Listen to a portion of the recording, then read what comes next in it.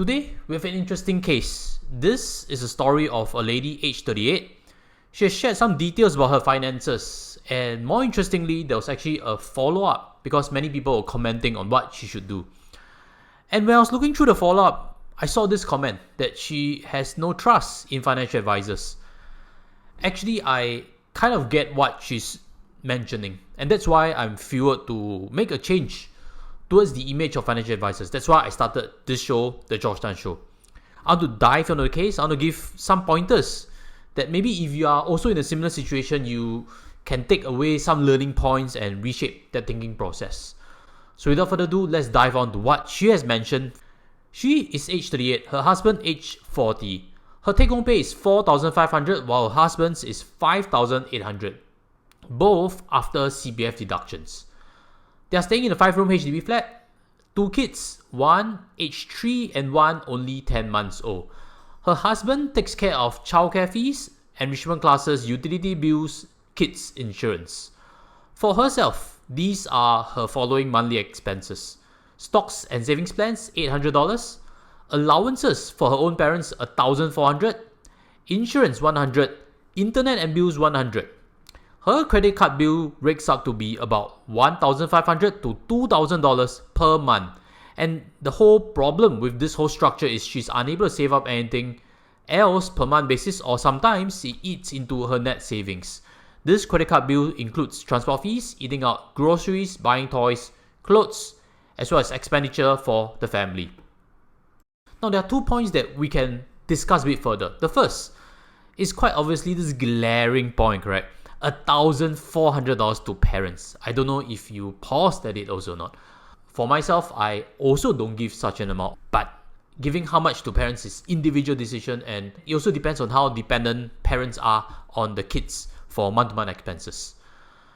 Many have jumped onto this fact, but they've ignored that she's mentioned specifically that cutting down on the allowance for her parents is a big no, as they are both not working. She is the main pillar for their income. So she's in a typical sandwich generation: 2 elder parents, 2 younger kids. She's mentioned in the follow-up post that her parents are near 70 and they have very little CPF. They prefer cash, and she doesn't mind forking out this money because she rather gives it to them while they are alive and happy than when they are no longer around. She feels it's part of filial piety. Now, looking through some of the comments, a lot had disagreements with $1,400, and for various reasons. Some mentioned that this is about 30% of her take-home pay. That's a lot, correct? If they are put first, what about her? Surely she wants to make a change in direction. They have to take a cut also, correct? Or shouldn't they be convinced to use less? Or why not put it into their CPF so that there's some interest while she can get some tax relief also? In any case, from my interpretation, her annual income is probably 70 to 100,000, depending on bonuses, what industry she's in. But with 2 kids, working mother child relief, she probably isn't paying that much tax, or if any at all. We're not really hitting the problem on the head. The problem is not now. The problem of her not having savings is not pressing. She living month to month sucks, that's for sure. That's why she's been ranting through this post. But the problem, if we were to define it more obviously, is actually if we forecast 10 years later or 15 years later. What if she's unable to work? Everybody is now balanced on a month-to-month basis. You get it? Now she has this income, she pays $1,400 to them, they spend on a monthly basis, expend away everything. Next month they come asking again for a refill of that monthly expense bucket. Everybody is living month to month on her income. If that is jeopardized, she can't work due to sickness, she can't work due to industry change, etc., etc. She's out of work or she takes a big pay cut. That whole equation cannot balance, correct? The pain is actually not now. Telling her to cut back on them for now doesn't really make sense. I much rather she needs to communicate that they also need to start keeping a buffer.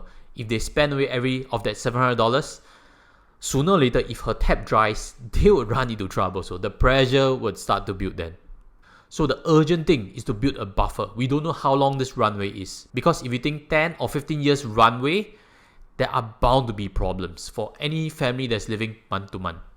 The second key debate point Credit card $1,500 to $2,000. This covers transport, eating out, groceries, etc. etc. Of course, toys and clothes included. She's commented also that she admits to eating out quite often, especially on weekends, and they'll try to cut down on this.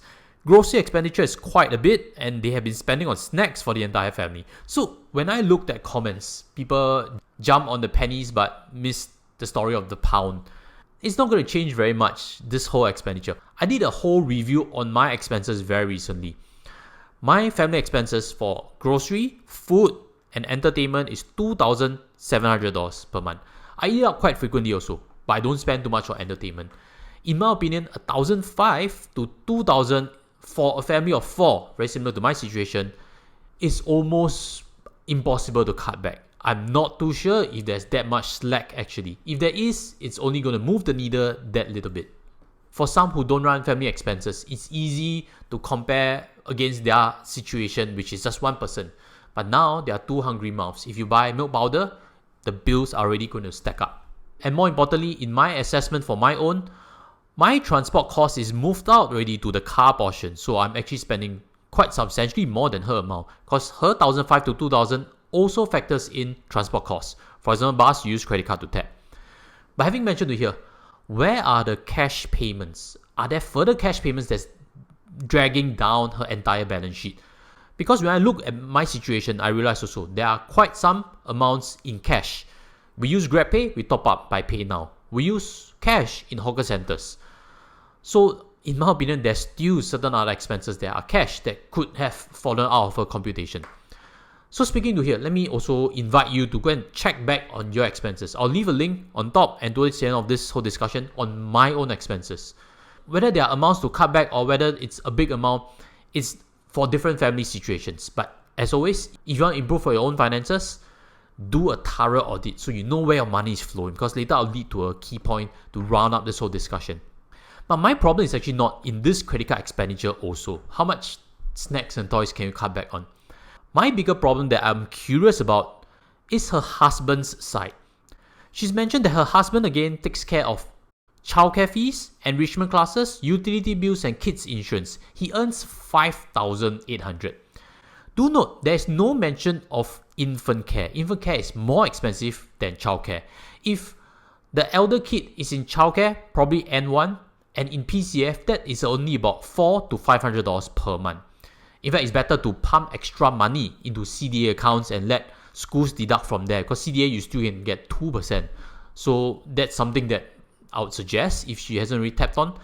But looking from the surface, certainly there's a good chance that there is slack in her husband's balance sheet. Right now, the 3-year-old also has some enrichment classes. And in my opinion, enrichment classes cost is just going to step up, because I've seen that in my own situation. At 3 years old, you can only do certain activities. When you get to 7 years old, you're going to do more activities. And when you're going to 12 years old, you're going to take on tuition costs, which is just going to step up the bills. So my big suggestion for them is to start preparing for the future. Don't settle with the current structure now and think that you're floating. You need to prepare a buffer for the future. The cost is just going to step up because the kids are going to eat more. The kids are going to cost more. There is also no guarantee that the pay would also increase along the way. So my gut feeling is there isn't a problem on a combined income basis, but there is a problem on her own individual basis. And the irony is that she's mentioned also that she and her husband does not have a joint account. They keep their finances separate. Because her boat now, in my opinion, is barely afloat. And she's probably only tapping on her bonuses that come in that seems to keep the boat afloat with some buffer at some periods of time in the year, and things start to deflate again. There is very likely a buffer in her husband's, or if there's no buffer there also, then where is his expenditure going towards? Because he may not be paying $1,400 for his parents. There is every likelihood that isn't that big. I strongly suggest for her to have a direction in her finances. If you're listening in and you also feel that similarity with her situation, you need a direction. Everybody is looking for a direction. We get lost once in a while. We run day to day and we can't quite see the big picture.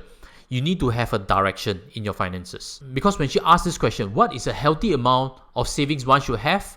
I would suggest to not worry about it. Worry about progress. If she's stagnating, it doesn't really matter if the average 40-year-old has 300,000 savings or not. It doesn't really matter. She needs to worry that she's making progress. Then there is likelihood to getting to a better place. There is better likelihood of handling crisis a lot better when you have a solid buffer. I think quite simply she's forgotten this adage. Pay yourself first. She's taking home $4,500, correct? Why not make sure that there's $450 saved up and invested eventually? Can this amount be from the husband?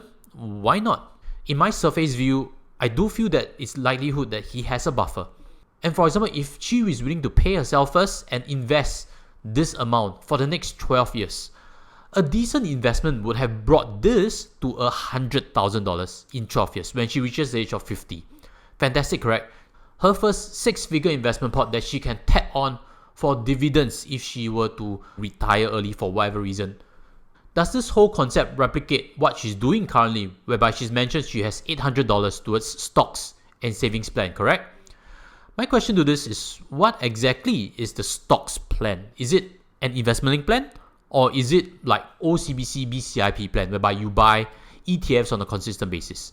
I hope it's the latter, because that allows her to switch it off any point of time in future if she faces certain crisis in her cash flows. So as a big reminder again, follow this pay yourself first adage.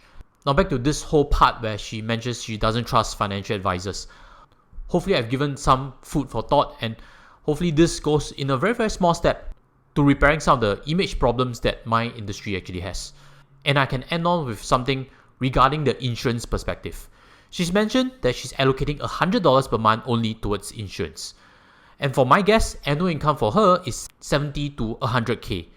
With 2 dependents and this level of income, and with mortgage, this $100 per month spend looks very thin. And in any case, in some point in the future, the medical insurance itself will be even bigger than this amount already. She definitely needs to prepare to increase this budget. But because she doesn't have a financial direction yet, there isn't any buffer. It's very easy to deem insurance as expense and have certain resistance to plugging some holes. Her situation is not one where she's spending too much on whole life plans like we've covered before on some previous episodes. Her situation is she is just running expenses all over the place, and insurance of only $100 to some term plans, what details there are. There are very likely holes in terms of the coverage that she actually needs. With that, I'll end off today's discussion. As always, let me invite you to leave your questions to our links below, because I want to help open up more case studies to bring about more financial literacy to each and every Singapore household. So if you want to send me a case study, give as much details as possible, give even more details than what's mentioned in this case, and I can dissect it so that you can take the right actions. With that, I'll sign off from this podcast. Thank you for watching, thank you for listening in, and I'll see you in the next one. Take care and goodbye.